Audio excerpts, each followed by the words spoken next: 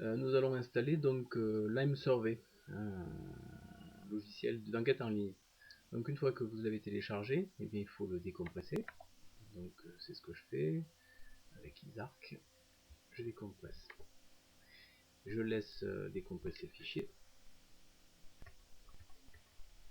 Voilà, donc le logiciel est bientôt décompressé.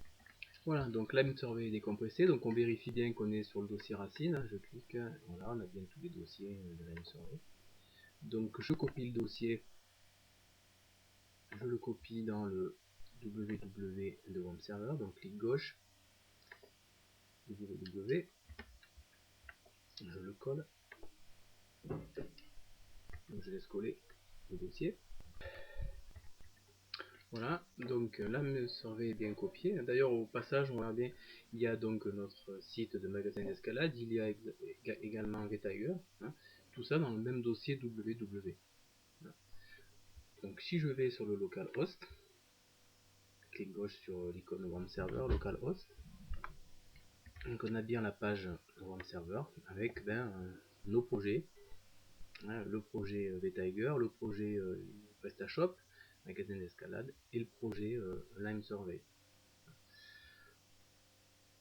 Puisque c'est une enquête, on pourrait l'appeler, hein, si je change ici, si je le renomme, si j'appelle enquête 1, d'accord, et si je rafraîchis la page, on est bien sur enquête 1.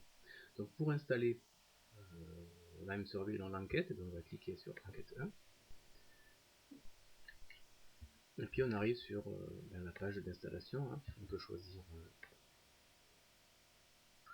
le français.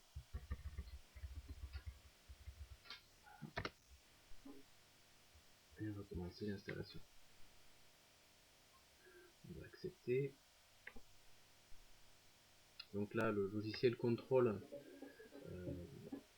si en fait le serveur correspond à ce qu'il demande, hein, au niveau du langage, etc. Donc pour nous c'est tout bon.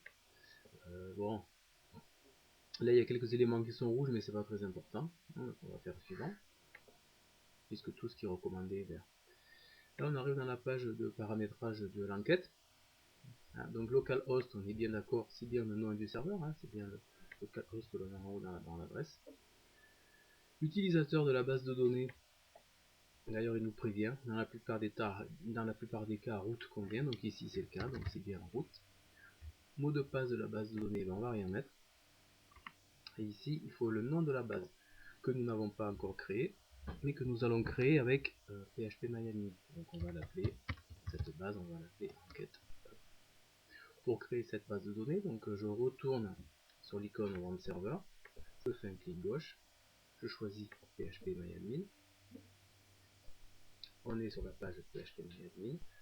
Pour ceux qui ont suivi PrestaShop, c'est la même méthode, base de données, et puis je vais créer ma base de données, enquête 1, et je crée.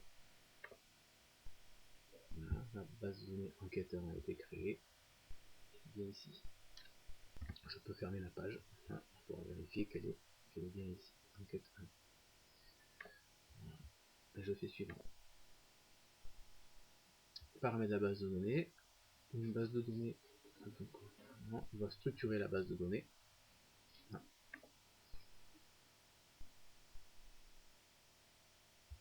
Ici on va donner un identifiant, bon on n'a qu'à laisser admin, hein.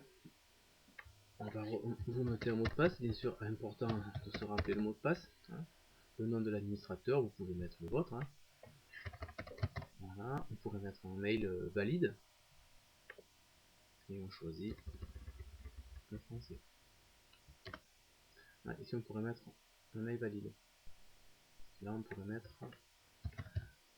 enquête 1, qui nous apparaîtra dans la liste des questionnaires et dans l'entête du module d'administration, donc enquête 1. Ici on pourrait mettre un mail valide.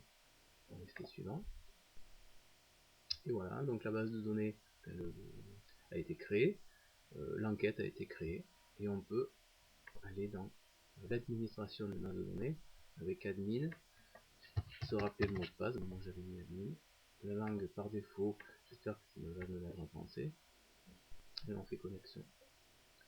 et on est connecté, et puis ensuite il va falloir administrer l'enquête en créant les questionnaires, en créant les groupes d'utilisateurs, voilà, en vérifiant l'intégrité des données, etc. etc. L'objectif là, c'est vraiment de montrer que ce logiciel d'enquête peut être installé sur un web serveur. Il suffira aux élèves de n'importe quel poste de taper l'adresse enquête 1, c'est-à-dire localhost, ou de notre ordinateur tablette slash enquête 1. Et on va bien tomber sur l'enquête enquêteur. Les questionnaires suivants sont disponibles, pour le moment il n'y en a pas, hein, mais en se connectant à enquête 1, et bien on aura la liste des questionnaires disponibles.